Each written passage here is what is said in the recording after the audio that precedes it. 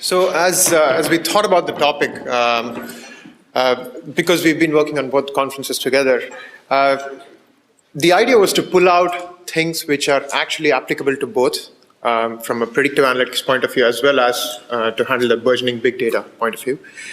Today, our focus will be more on the aspect of big data.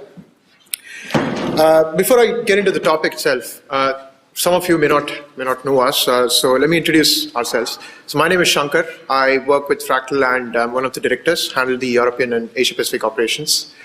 With over the last 10 years, my focus has been on exploiting data. So it's been the core focus. And in general, I believe that there are three purposes why we exist as analytics professionals. Without giving lots of examples, because all of you are really clued in, purpose one for me is all about engaging consumer loyalty. And with all of the mass of data that we are seeing, or seeing an increase over the last 3 to 5 years specifically, that becomes a core priority. Number two is, I believe we as analytics professionals can really help reduce resource inefficiency or reduce wastage. So that's the second key purpose to us, or our existence. And probably the most critical, or for me, the most passionate reason for our existence is because I truly believe that analytics, especially the kind of data that we are exposed to right now, can actually help save lives. A simple example is, in a perverse way, is the $2 billion data center that the NSA is building in the US right now, which is to monitor everybody real time about each and every information aspect about them, presumably for safety. So at this point of time, I also would like to introduce my co-presenter, Kamran. You all probably have a card in your wallet, which is a Visa card. Your partners have cards in the wallet. You're probably exposed to mobile payments, which are Visa enabled, etc., etc. Behind all of this transactions that we as consumers perform, there's a lot of data that gets created. All types of data, structured, unstructured, all types of data that gets created. And there's a set of analytics experts in Visa who handle this and who actually make sense of this information. This team is headed by Kamran. So, thanks, Shankar. Is it possible to bring up the title slide? Yeah, absolutely. Okay. I'm Kamran Ashraf, Head of Analytics and Information Services in Visa. My team has two roles. Firstly, to provide analytics for all the consulting assignments that we do as an organisation to banks and retailers. And second of all, my hard task, actually, is to exploit Visa's data asset and launch new propositions in the B2B market, which is where my involvement in big data comes from. So I don't know how many of you know how Visa works. Essentially, we're part of a four-party system. So you have banks who issue a card to a cardholder, banks that take the transactions from a merchant, and Visa sits in the middle and gets everyone talking. So in our processing systems, we cover processing on both sides. So that's in Europe, 36 markets, 4,000 banks. So our data is huge. And unfortunately, or fortunately, I wished to have a job where I'm going to exploit it. So I'm going to show you an example a bit later as to something that we're intending to launch this year. Hopefully, just not to sell it to you in any way, just to give you an idea of the tasks that I've had to implement within my organisation. The one thing I do want to focus on, and the reason why I've decided to do this conference, is Shankar's organisation, Fractal, is a key partner of mine, providing services to me. But I see myself much more as a client, because I'm doing consulting to clients. So I focus much more heavily on the art of the application. Yeah? I think that's where my focus is. And so what I'm always concerned about is the application of what we do to drive bottom line results and competitive advantage. Because at the exec level, every time I meet people who are very senior, that's all they care about. You can summarize it all into those two things. And us as an industry have that challenge to prove to people that that's what we deliver. The thing I want to just seed you with, that we're going to talk about a bit later, I think there's a fair balance between men and women today. There's a phrase in Spider-Man which most people know. So I'm not going to embarrass the guys in this conference to come up with that phrase. But with great responsibility, great power comes great responsibility. With big data comes big data quality. And that's how I see it. If you implement big data, that's not the end of your problems. That's just the start. And it's going to be the core issues of data quality. Again and again, that will keep coming up. So that's something I'll cover off as well. In terms of, hopefully, to keep you excited, we're going to try and do the most unscientific sample today that you've ever seen in your life and offer you the worst £2,000 worth of consulting that you've ever received. So we're going to try and do that. Look out for it, because it might slip you by. Sankar. Thanks, Kamran. Let's do into roughly about 50 with 25, 30. So it's £2,000 each, I think. That's how it's working out. About £100,000 consulting. That's about it. Sure. We all look forward to that. What is big data? I have to stand here. What is big data? No, I'm not going to give you all the cliches that you already know about big data. Let me take a different shot at it. Do you all know what that is? We've seen that before. You probably have, you probably haven't. Essentially, this was in 1849, there was this California gold rush that happened, which is all about somebody said there's gold discovered in California, so let's all go for it. Obviously, lots of people went for it. They had advanced technology tools. So this was a pan which they used to silt the dust out, the mud out, all the dirt out. Advanced filtering techniques. Yeah. 1849. 1849. So essentially the idea was to discover the golden nuggets. So the pan was used to filter out all the dirt and all the golden nuggets which are heavier and which are bigger stayed. And people used to take that and go away. That was the idea. About 2 people succeeded in about 100,000 people that tried. But then the parallel that we see here in today's environment is business leaders like us. What we tend to do is, yes, big data is a phenomenon. Yes, we all know that there's a lot of activity going on. Are we all just trying to be gold diggers? Are we all trying to just, get a lot of data in the hope that something will emerge? Is a question that I want to sort of start us thinking about. Of course, there'll be more positive stories, don't worry about it. The second thing is, this I presume lots of people know. My favorite guy, Douglas Adams, thought about this. So the essential underlying concept here was that a supercomputer worked for about 7.5 million years to come out with the most famous answer of all time. It's till today, people are trying to understand what the hell the question was. And that again is something that we are seeing, at least in the last 3 to 5 years, a number of banks, a number of insurance players, a number of retailers, especially a number of players who are in the consumer packaged goods industry, want to use other sources of data. Tell me about different sources of data other than what I have in my transactional data systems. How's your transactional data quality? Oh, let me check with the warehouse team. I'm not sure. I think we have access to about 10% of the base. Okay, let's get your data right first. That's the second sort of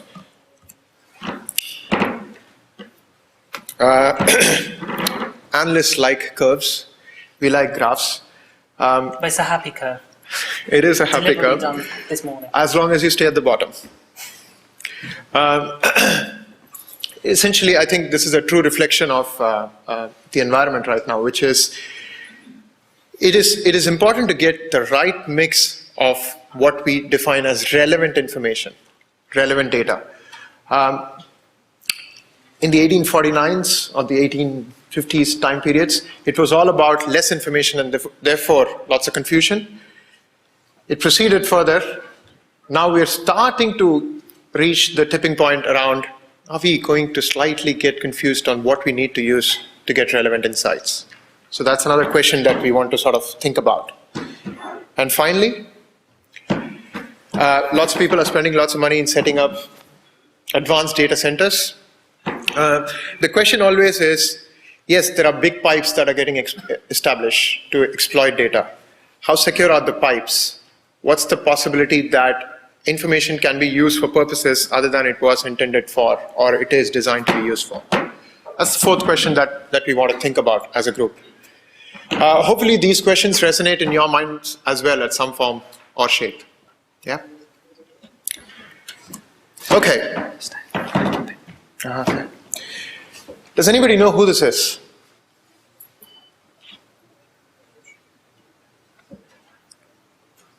Wow. He is from the UK. So what are they teaching in schools today? Eh? Shocking. Big data. Big data. So this is just my statement there. Nobody else has said this, right? I think he's the father of modern day data analytics and big data. As of 1854, he had discovered how data could be really used to actually answer questions. What were the questions? You probably have seen this before. Some of you, how many of you have seen this before? Okay, great. So there's still lots of people that may want to understand this. In 1854, London had the worst outbreak of cholera. So what the traditional thinking around this disease was that it was miasmic. So there was a miasma theory around it, which is this disease spreads by bad air and pollution. That was the general theory and adopted reasoning to how cholera outbreaks happened. This guy, obviously, he's an epidemiologist. I don't know what that means. But this guy, his idea was to use physics and use numbers to prove and disprove various things. So this guy is Dr. John Snow. What he said was, I don't agree to this traditional thinking. I think this cholera is actually waterborne. Obviously, people didn't believe him, and he had no way to prove because he didn't understand chemistry, he didn't understand how things worked. So he set out on a simple experiment, which is he actually identified all the data points of where the deaths happened. So all of the black dots that you see around our Soho area, is all the deaths that had happened. Now, essentially, the core tenet here was he actually mapped out the number of water pumps that were there in the city, right? And his theory was that actually cholera spreads by water. So what he wanted to establish was, are there points around various water pumps that have a lot more cholera deaths than others? That was how he used, this was the actual map that he used to describe that actually it's not airborne, it is waterborne. Now, people discounted his theory. About 3 years later, it emerged that, actually not 3 years, 3 months later, it emerged that the central place where you see on Broad Street, which is Broddick Street right now, which is the big dot that you see, that was the central water pump, near which there was a house and a little girl who had contracted cholera had died. Apparently, her nappy was actually washed using the water in the water pump. And how London used to work then was people used to have cesspits beneath their house where they used to dump all their waste, and that used to get into the soil itself. So that was the way they disposed waste. This sewage had a little bit of a leakage which got into the water pump, and that's how the first cholera attack actually happened. Now, because people also wanted to make sure that the amount of dump they were creating was not, was manageable, they used to dump it on the River Thames. So the whole area where Thames flowed actually had more and more outbreaks happening. So he used this whole concept to just by using unstructured data, collecting information, did not put it into tables, actually just laid it out on the map and said that's what happened. It took him about a year to prove this. The authorities agreed and actually removed the pump from there, but they still didn't believe in the concept that data could be used to prove something as fundamental as this. And secondly, the fact that cholera was actually caused by, was spread by water. So after about 6 years after his death, they actually said, yeah, we agree, and this is a theory.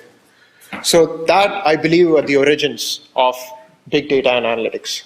Hopefully that's a nice story to think about. Okay, what does this mean for us? We are back about 150 years forward.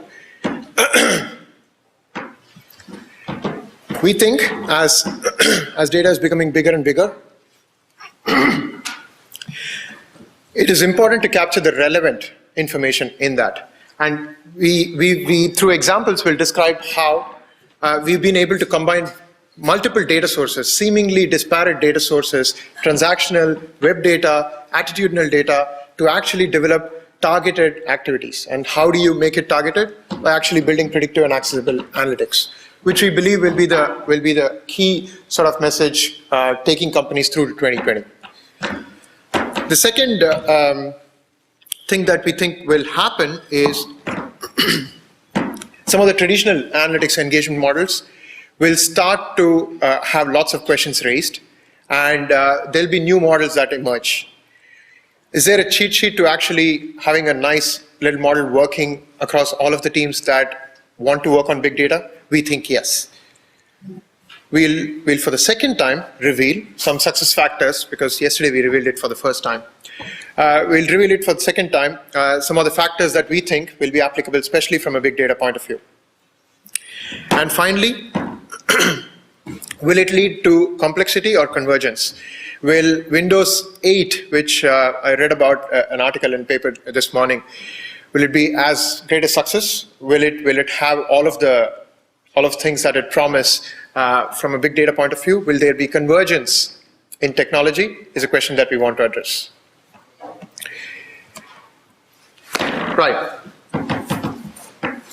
Here's an actual example. So this is a case study of work that we are currently doing with some of the big retailers, where the idea is that they send out about 1.5 million emails per day. That's the size of operation they have. They have about 1.5 million emails that they send out to their customers every day. Traditionally, this mailing system obviously used to be, all-encompassing. There's no targeting. It was just whatever was the offer or the flavor for the day was sent across to everybody.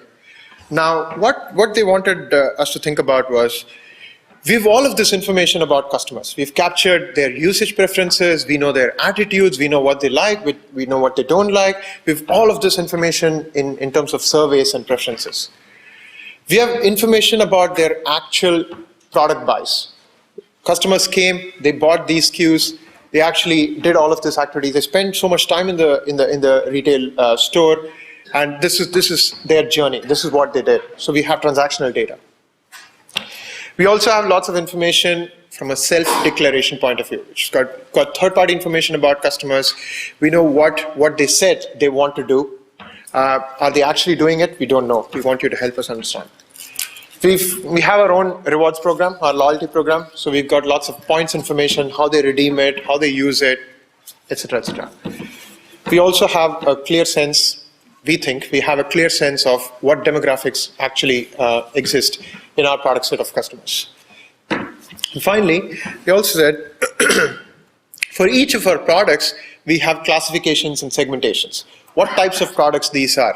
What are they used for? Are they daily purchase products? Are they the non-frequent but high-ticket size products? We have a whole host of information about our product set. They said, make sense of the data and help us mail, but in a targeted manner. Can this be done? We said, absolutely. This is one of the more emerging techniques, collaborative filtering. How many of you have heard of collaborative filtering? Okay, that's interesting. There's 3 or 4 people that I've heard. Collaborative filtering is one of the new and emerging techniques, and it is the simple concept in layman's terms. It's about learning from similar customers.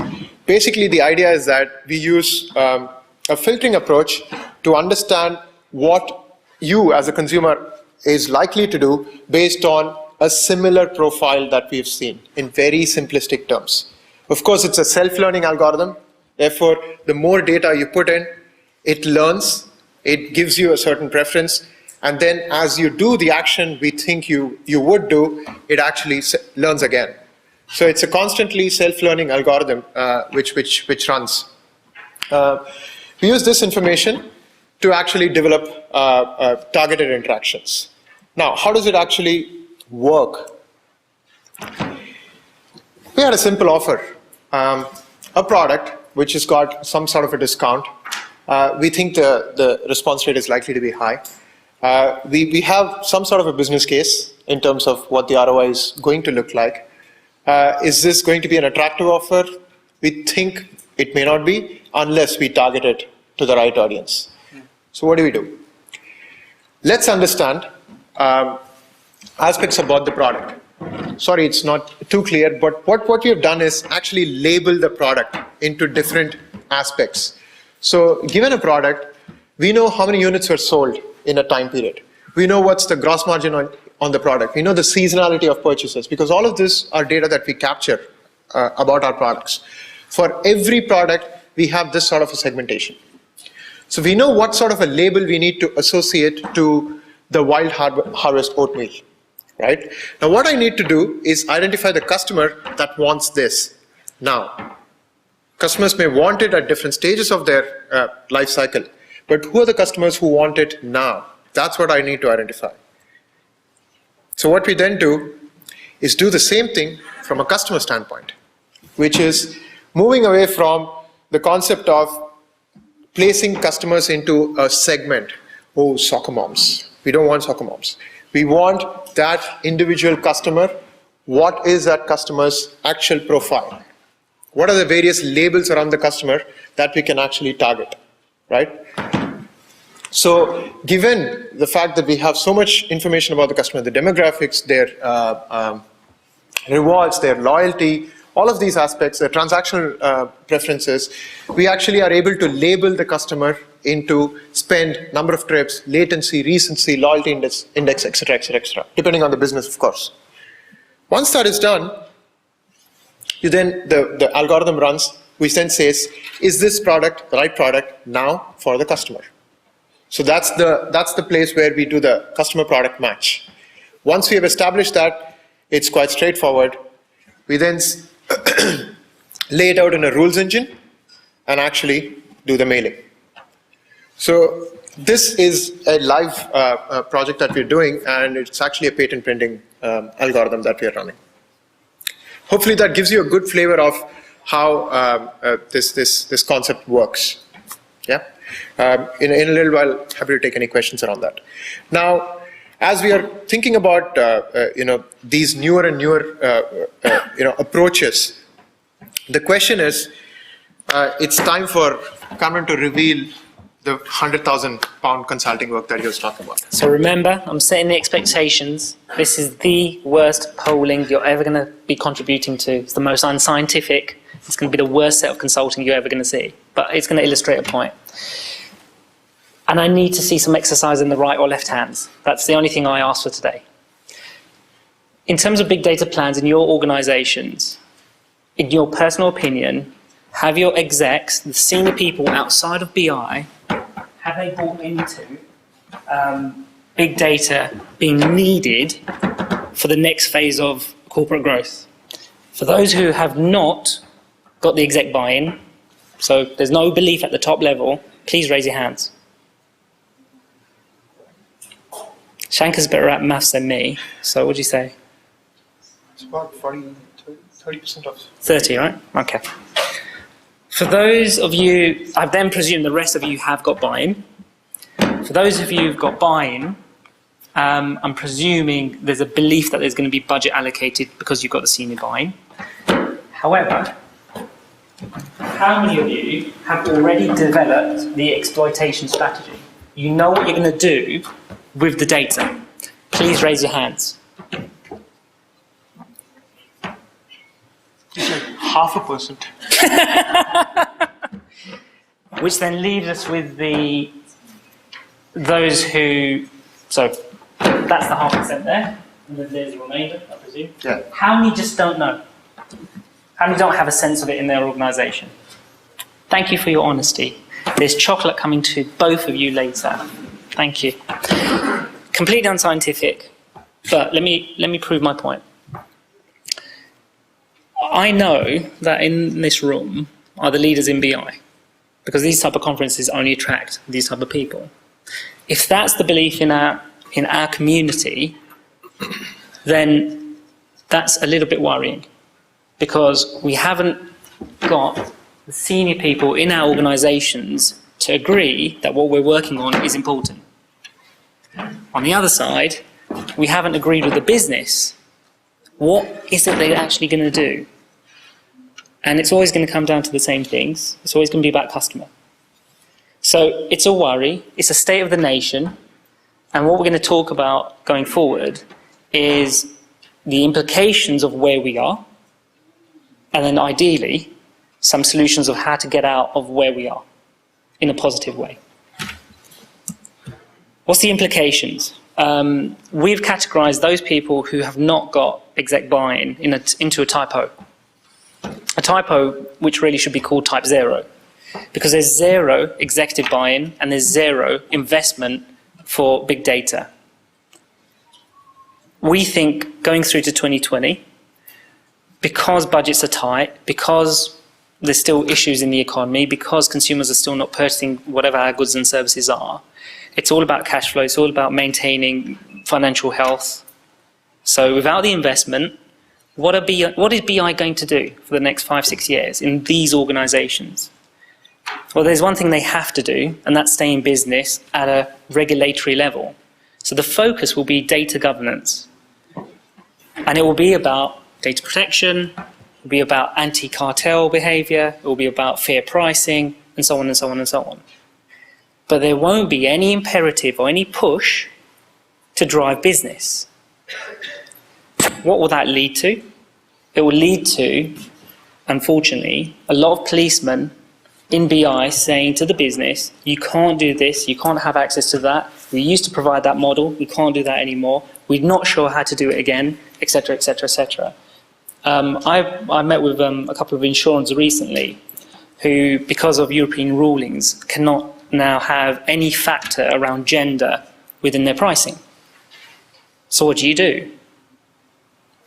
Is there a data solution? We think there is. Unsurprisingly, because on Visa, we think there's a transactional solution.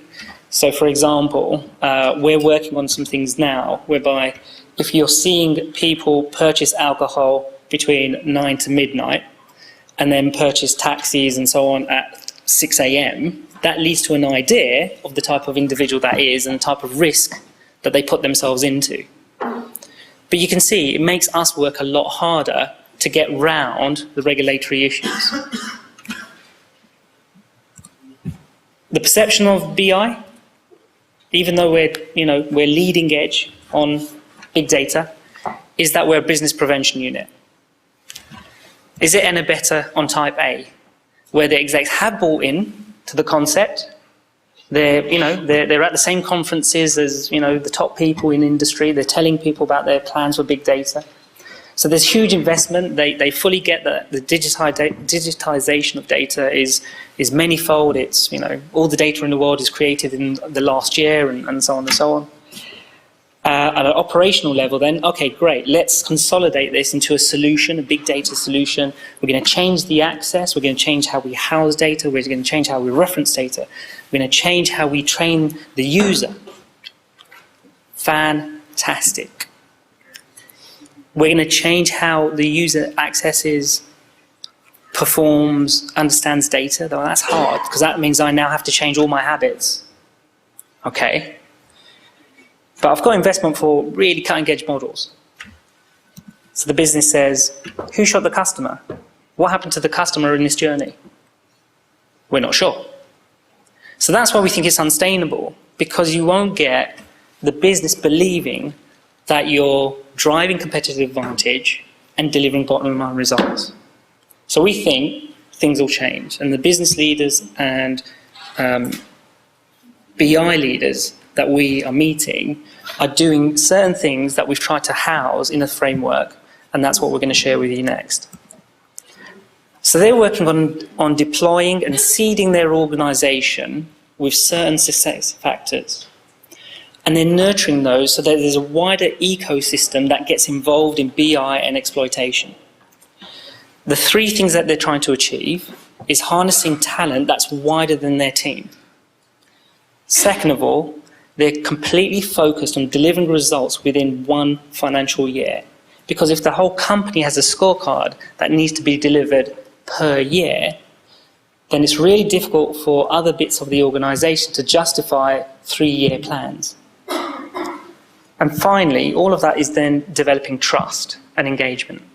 So think of it in your mind, for those of you who are very sporty, as playing golf. These leaders in BI are saying to themselves, I want to hit my shot into a green on the putting green to make my next shot really easy. I want to avoid the bunker because when I'm in the bunker, it still takes me 4 shots, which I'm working 4 times as hard to get out of this situation. So everyone's working hard and there's an acknowledgement that everyone is doing their best, but it's just harder to be in that environment. So on talent, if we haven't got every talented person in our team, which we don't, because good ideas can come from anywhere, the cholera example being a classic example, what are these people doing? Well, they're saying, well, I've got a massive supply chain, I've got great stakeholder relationships, why don't we employ them to work on the problems that we have about exploitation? Why don't we bring together workshopping, collaboration, ways of working where we expose to them that we don't know things, so we get them to inform us. And a business problem that we've had recently, I've got about 30 people directly under my arm. But then I've gone out to people like Fractal and others, which means I have another 40, 50 talented brains working on my business problem, which I think is fantastic, and it's for free. How does this then end up? How does this work itself out? It works itself out because the end user then gets something intuitive that they've already bought into. Can we find you an example? Yes, we think we can. So in the transport industry, when working with people who want to understand how they're going to grow their routes, what kind of affiliate partnerships that they need to enter into. So for example, if you were a train company, is there a car hire company that you should be buying into or affiliate and partnering with? We've used the data to do a geospatial analysis to show them if these are your routes in dark blue, or the customer's not starting in Paris or London where your routes actually start. They're starting in Austria, they're starting in Spain, they're finishing in Scotland. So here's the types of things that they want to see. Why did it work? It worked because this is how they look at their business, not the way we look at their business. Making tangible, I've already mentioned it, so I won't do too much on this. One of the funniest meetings I've ever been to was last year in Portugal, where I had the head of the business, who owns the P&L, the head of IT and the head of analytics in the same room. And the debate began about what was needed for this next year. Fantastic. So I'm at the top level. Out comes some requirements from the business, and before it was answered by BI, I took a cheeky gamble and said, oh, but that's all in the strategic roadmap. And there was just laughter, because that's been the answer for the last 3 years. But as we've already witnessed, everything is changing every quarter. So how can you have a roadmap that is definitive? You can't. So the advice that people are giving me is that BI leaders need to look at their strategic roadmaps more as an aspiration, more as a framework, more as a range of, within this, we're going to hit something, but not as a definite destination. Finally, all of that's building trust. But the best way to build trust is where people have joint set objectives. And I'll give you an example of that in about 1 minute. But that's fairly one-sided. That's putting all the pressure on us to do things, to seed the organisation and grow people's understanding of BI. What about the business side? Well, as business leaders, I'm sure in the training that you've done at your organisation, we should be influencing those people who support us or that we feed into. So how do you influence the business? I think there's one really clear way, and that is they need to be leaders in their organisation. And in that way, they don't stop at delivering you a set of requirements for big data. What they finish with is they help you prototype your solution. And I don't know how that sounds to you, but that is very radical for some organisations I go to, whereby it's all about the requirements. Do us some high-level requirements, low-level requirements, functional requirements, non-functional requirements, early release requirements, later release requirements, etc., etc., etc. So changing that is really difficult, but it is needed, because you can be in design phase for 6 months before you actually get some tangible work out of your data. Business application. Pushing back on the business and saying to them, what is this going to achieve, is a very, very fair question. Out of the 100 services that I provide to banks and retailers, there's only 4 things that I believe they achieve. And so when my projects kick off, my first question is, which of the 4 are we pushing? Are we driving share of wallet for this organisation? Are we deepening engagement and loyalty? Are we improving campaign success? Or are we driving more opportunities around affiliates? If it's not doing one of the 4, then the business is asking you a very nice to have question, which they're not going to implement. And that doesn't help us in justifying rate of return on investment. Allied with that is that the discipline of test and learn seems to be very, very patchy across Europe. Everyone seems to be too busy to do it, and they kick off a massive project in their organisation to launch a new product. And there is test and learn, analytics, fantastic. As the project moves forward, there's time pressure and cost pressure. Oh, we don't need analytics anymore, we need MI. Another few months go down, we don't need MI, don't have time for that, we just need some data. So we come to the most devalued component within BI, something that doesn't tell a story and can't justify what we've done. Mobile is the thing that we're most concerned with, and the business leaders we meet are most concerned with, because of its growth potential and its consequences to existing business models. But what is mobile in big data? It's not just one line. The business needs to be educated and needs to take ownership of what it means in the warehouse so they can produce the metrics and KPIs they need to measure the success of their business. What do I mean? Well, mobile could be a physical form, the piece of plastic that you've got. It could be a channel. It could be a product in and of itself. It could be a transaction, a text alert. Is that a transaction? Well, yeah, it is. It's a transaction between you and your customer. So what you get in this situation, when the business is doing this, is that they focus only on must-have requirements. So your resource is absolutely prioritised correctly. And that they're getting their customer view, which informs them of value, behaviours, triggers and touch points. So the example, do we do it now? Or? Yeah. So the example, this is just something that we've done. Again, this is not the audience to which I'm going to be launching this, so I'm happy that this isn't the sales piece. In 2 minutes and I think 7 seconds, I've summarised the first proposition we're launching for Visa from Visa's new data. The new online information-based reports from Visa Europe.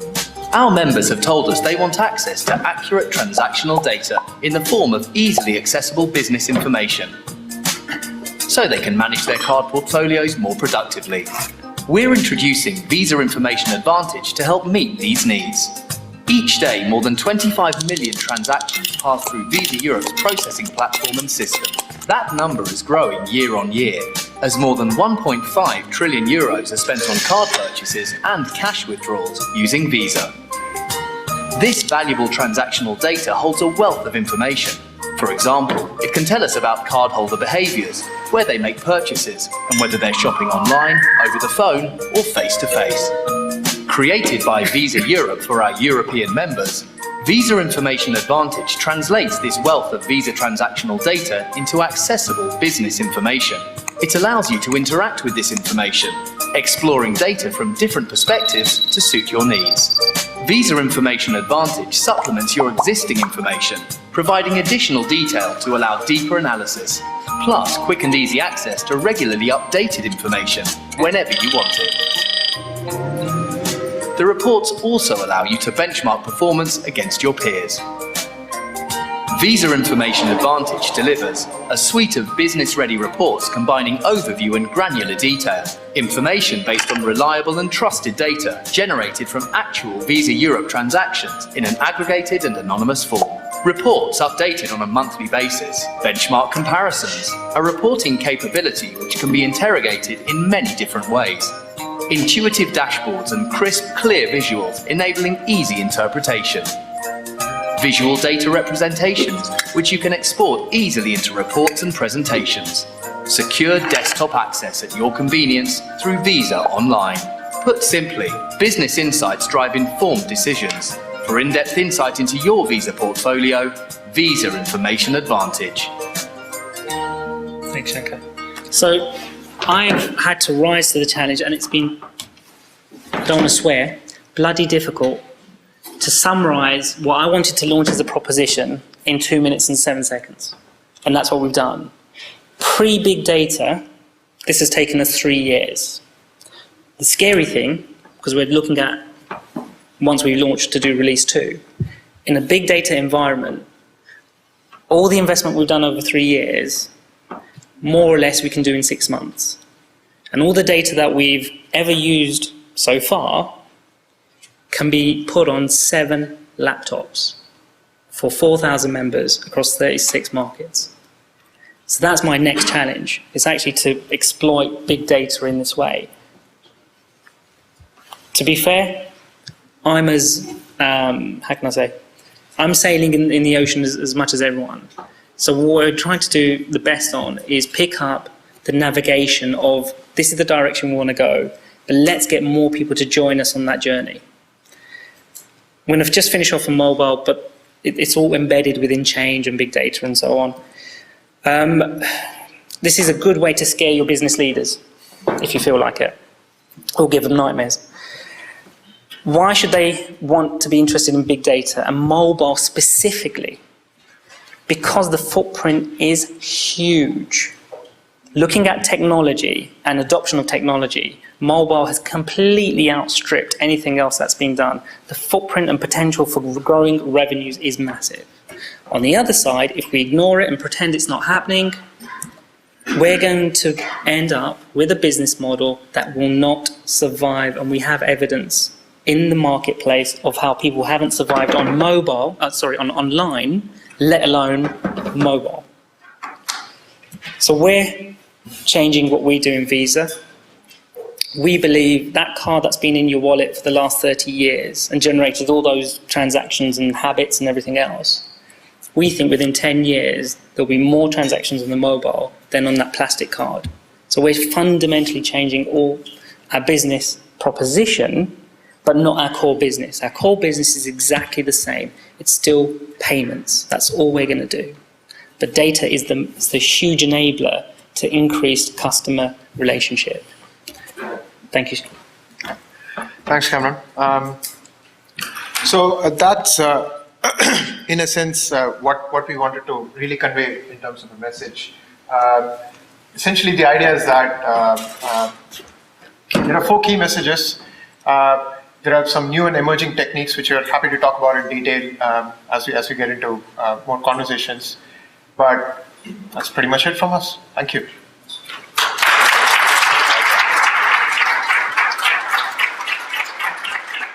So I'm sure there are a number of questions in the audience. I know I've got a few just to kick things off. Thank you very much for the dialogue here this morning. I guess just from your experience, where would you rate Visa publicly on where you guys are on the big data curve, right, on that adoption curve? The head of BI is the best in Europe. I see no reason to believe that he's not going to successfully navigate the waters.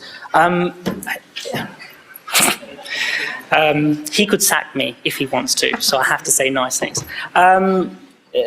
where is Visa? Visa's in the same place as everyone else, which is we need to formalise what exactly we're going to do.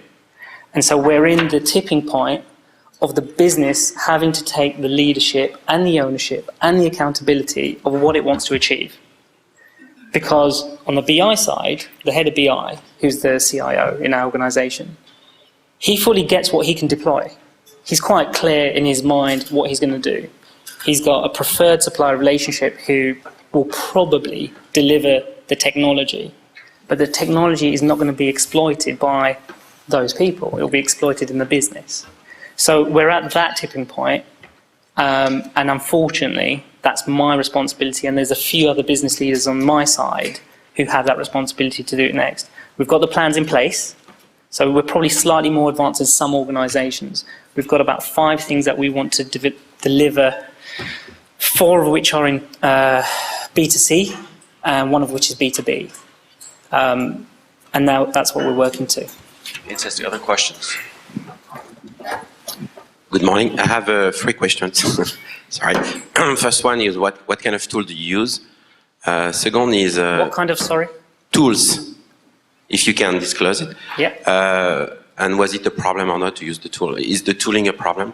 The second one was, do you think that monthly basis is enough? Because our client, today they are complaining. They don't want monthly basis reporting. They want weekly, daily reporting. Yeah, and especially if you have 25 million transactions a day, I mean, a month is a lot. And the third one, I just forget it, but it's okay. I'll let Sankar answer the toolset one in a minute. My view of toolsets is, going back to the golf analogy, you can't use the same, what's it called? Golf club to do everything. If you're on a putting green, you need a putter. If you're in the tee, you need probably a wood, and so on and so on. So tools is not, for me, the direction I've seen people go in is almost like a vicious circle, which is we're going to invest in one, that's it, that's your lot. Well, does one size fits all marketing work? No. Does one size fits all processes work? No. So why would one tool be able to manage the complexity of either extraction, data lists and preparation versus intuitive MI reporting that is self-generated? We can't. So the Visa Information Advantage, we've had to use actually 3 sets of hardware and software, on top of which we put MicroStrategy. Don't know if you've heard about them, but there's others who are equally capable. But do you want to do that in more detail? I think that's fairly the point, which is the third area in the talent section, which is, do you want a one single all-encompassing solution, or do you want it to be nimble so that you can change as and when trends emerge and things emerge? To get really specific on tool sets might not be a good thing to do right here, but I'm happy to take that question outside. Yeah. In terms of data frequency, in terms of being more relevant and more timely, that is the biggest pressure we're seeing as well. People know on the business side that they're no longer accepting data that's 3 months out of date, 2 months out of date. If you're delivering it and it's a month out of date, fair enough. But that's almost like the extreme boundary now. And do you have, it's more a return on knowledge. And do you have the same issue as us, meaning our internal clients, they say, well, we don't want to wait anymore. It's too long. Your project is too long. So just give me access to the data. So now what they tell us is, we don't care about your tools. We don't care about project. Just give us access to the data and we'll do it ourselves. So do you have any vision on that? Do you think it's a good idea? No. Clear and concise. No. This is I swear, in front of God. The more ingredients you give someone, and especially when you give access to data, you're going to give them what? You're going to give them 1,000 data points, 10,000 metrics, attributes, blah, blah, blah, fact tables, so on, so on, so on, so on. Imagine you're giving them ingredients. You're now asking them to cook, and they're unqualified to cook. Unqualified. And now you're going to give them gas and a match. What happens next? Right? They're going to come out with conclusions that you could never dream of, which are factually wrong from a data point of view. That's how dangerous it is. So the issue isn't, let me reverse it around. So what's the issue? The issue is they want something. So that comes back to, what have you tactically given them exposure to that's not 100% right, but is better than nothing? And that's the issue, that's the tension. And so a lot of the clients we're working with, it's about deploy something for God's sake within this year, which is that. And then you avoid them doing the obvious one, which is nuclear button, give me everything, I'll do it myself. So please help me thanking Kamran and Sankar for a great presentation.